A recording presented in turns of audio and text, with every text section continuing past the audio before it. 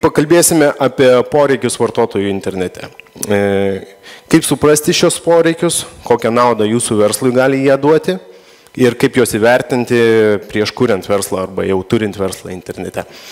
Kaip žinome, vartotojas gali turėti daugybę poreikių ir juos visus galima suskirstyti pagal Maslow piramidę.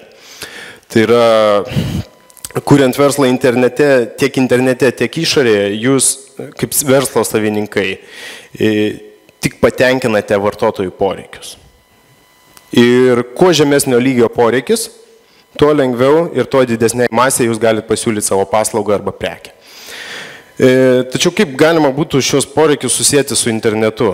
Apie ką mes čia šnekam?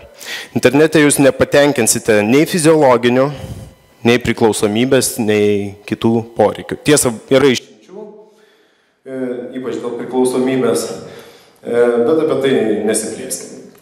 Tačiau saviraiškos ir savęs vertinimo poreikiams internetas yra puikiai vieta. Prisiminkime tos pačius blogus, Facebooką, tos pačius Facebooko statuso atnaujintojus. Jie taip save išreiškia. Tiesa, kiek mes žinom tokių žmonių, kurie pastoviai tai daro. Jų iš tikrųjų yra vienetai ir kaip matom pagal piramidę, jie yra kažkur viršuje. Taigi, bet kokiu atveju internetas patenkina vienintelį poreikį, pereinant per visą šią Maslow piramidę, tai yra informacijos poreikį. Ir visiškai nesvarbu, ar mes kalbame apie saviraiškos, ar apie fiziologinius poreikius, internete mes rasim visą informaciją, kaip tai patenkinti. Galbūt dėl to, kuo toliau, tuo labiau, be interneto mes negalim gyventi. Ar ne per daug mes sureikšminame tą internetą? Bendros statistikos, kurias tuoj parodysiu, tikrai įrodo, kad internetas turi didžiulį augimo potencialą. Tačiau, žvelgiant iš verslo pusės, ar internetas tai yra vienintelė medija, kur mes turėtumėm reklamuotis, į ką mes turėtumėm žiūrėti ir panašiai. Matome, kad 2010 metais, čia vakar iš tikrųjų dienos paimta statistika, neatsimenu kokioj svetainė, bet yra tokia. Mes artėjom prie 2 milijardų interneto vartotojų visame pasaulyje. Jau visai netoli.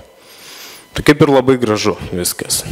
Taip, statistikos rodo, kad visos kreivės eina aukštyn, internetas tai yra ta vieta, kur mums reikia būti ir panašiai. Valio, ir jeigu pažiūrėsime paskutinės naujienas žiniasklaidoje, visi straipsniai rašo, kaip pakilo elektroninė prekyba, žmonės pagaliau išmoko pirkti internetu, čia ir apie Lietuvą aš kalbu netgi. Biudžetai, netgi reklamos persikelia į internetą, vėliau parodysiu tam tikras kreivės. Visi jau bėga į internetą ir mes ten kažkokiu būdu tikrai turim atsirasti. Bet ar ne per daug mes sureikšminame tą interneto svarbą ir ypač internetinį verslą Lietuvoje? Prisiminkime, internetas skirtas tik informacijai surasti, ją apdoroti, pakeisti ar galų galia bendrauti. Bet prieš ieškant informacijos internete, mes visų pirma turim turėti tą poreikį jai surasti. Jeigu mes neturim to poreikio, nereikia mums ir interneto, mes neieškosim nieko. Atlikime tokį mini tyrimą. Užduokime savo 3 klausimus. Pirmas, ar internetas yra pagrindinis kanalas, kur jūs rasite savo tikslinį vartotoją? Ar tai yra vienintelis kanalas? Manau, kad tikrai ne. Ar suteiksite tiksliniam vartotojui visą paslaugą arba parduosit prekę ir jis galės ją naudotis tik internetu? Jeigu taip, valio, tada internetas taip vienintelis kanalas. Ir trečia, ar tikslinis jūsų vartotojas jau turi poreikį jūsų paslaugai ar prekiai internete? Ar jį reikės sukurti? Bet čia yra labai svarbu. Nes dažniausiai pats iš praktikos susiduriu, kad mes einam į internetą, kaip vėliau parodysiu statistikos, yra labai didelės, visi vartotojai tenai, bet ar yra poreikis tai jūsų paslaugai ir prekiai internete, dažniausiai niekas net nežino. Be jokių tyrimų iškart lenda, vėliau sako, kažkas nepavyko.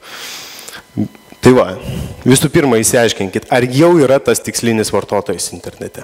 Ir viso pranešimo metu aš jums iš tikrųjų parodysiu, kokiais paprastais būdais galima tą bendrinę informaciją gauti.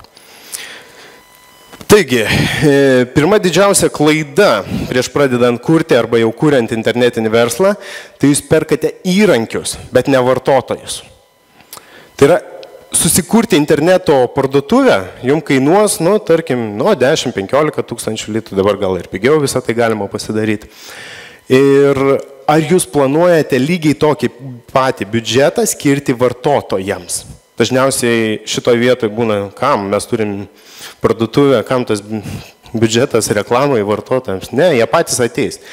Supraskit vieną dalyką. Kai sukūrėt kažkokią naują parduotuvę internete, tai įvykis įvyko tik jum. Daugiau niekam. Dar keliam praeivę.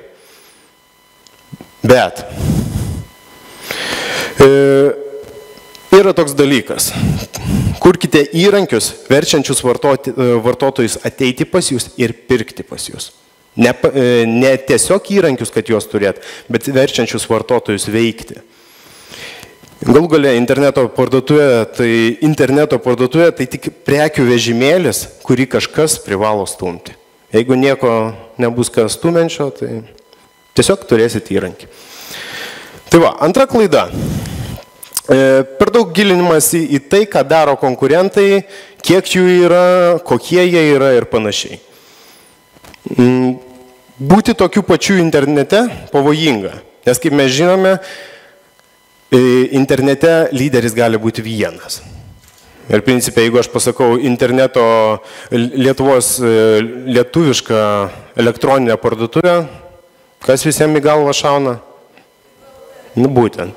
Jeigu aš sakau lietuviškas socialinis tinklas, lietuviškas. Vieniem fraipas. Dar fraipas reiškia gyvas. Bet iš tikrųjų vonas vis tiek turi daugiausia vartotojų. Tai va. Ir panašiai. Internete nėra antro žaidėjo. Arba jis yra, bet jo nieks nežino. Galbūt su e-komercija šiek tiek kitaip, bet mes kalbėkime apie tai, kad jūs turite būti originalūs, jūs neturit kopijuoti tiesiogiai savo konkurentų. Paimkime Facebooką. Tuo metu, kai rinkoje buvo krūvo socialinių tinklų, ir aš kaip tik čia prieš porą metų turėjau sudaryti tokį vieną įmonę į sąrašą, kiek tų socialinių tinklų yra visame pasaulyje, nes kiekvienoje šalyje vieni populiaresni, kiti mažiau populiaresni, o mums reikia pasiekti tam tikras tikslinės auditorijas. Aš padariau sąrašą socialinių tinklų, kuriuose buvo daugiau negu likti 5 milijonai vartotojų. Gavau 40 socialinių tinklų sąrašą. Facebookas tuo metu buvo kažkur. Jisai jau buvo kažkiek žinomas, aš jau net ir pats jo 2 kartus savaitę naudojausi maždaug ir panašiai. Bet niekas Facebookui nesuteikė, jo niekam nepriskyrė. Nes kiekvienas socialinis tinklas anksčiau buvo skirtas kažkam konkrečiai. Tai yra ne bendrai masiai, bet kažkam konkrečiai. Tas pats MySpace'as, kurio kas naudojasi čia? Būtent. Jisai numirė, nes jisai buvo tiesiogiai orientuotas į muzikantus, aktorius ir panašiai. Kažkokią turėjo specifinį dalyką. Jeigu tuo metu Facebookas būtų žiūrėjęs į savo konkurentus ir kopijavęs tai, ką jie daro, šiandien mes nežinotumėm, kas tai yra. Jie buvo originalūs, jie pamatė nišą, ta niša buvo labai plati. Tai yra bendras socialinis tinklas visam pasauliu. Jie padarė tai. Šiandien žinom, kiek jie ten 500 milijonų dabar perkopė. Lietuvoje virš 700 tūkstančių vartotojų Facebook'e ir panašiai. Taigi būkite originalūs, nebijokite būti kitokie, galų gale būti kitokiu internete yra gerai. Trečia klaida – tai yra nepasvertos galimybės. Kalbu apie žinių galimybės ir apie finansus. Planuoti internetinį verslą su tą mintim, kad po 6 mėnesių mūsų investicijos grįž, tai yra nesąmonė. Ta prasme taip, yra išimčių, taip, tikrai būna. Bet dažniausiai tai yra nesąmonė. 2 metų laikotarpį visą tai turėtų atsipirkti. Paimkim tą patį pigų variantą. Dabar jie sako, kad pasiekė 0, gal jau ir pliusas kažkoks. Tik nežinau, ar tai sako, ar tai yra iš tikrųjų. Kažkas į salę sako taip, kaip aš galvoju. Tai va. Būtent, tai nėra pigus verslas. Jeigu jūs galvojate, eiti į internetą yra pigiau, ne velnio. Taip, pasiekus tam tikrą kritinę masę, visą tai tampa pigiau.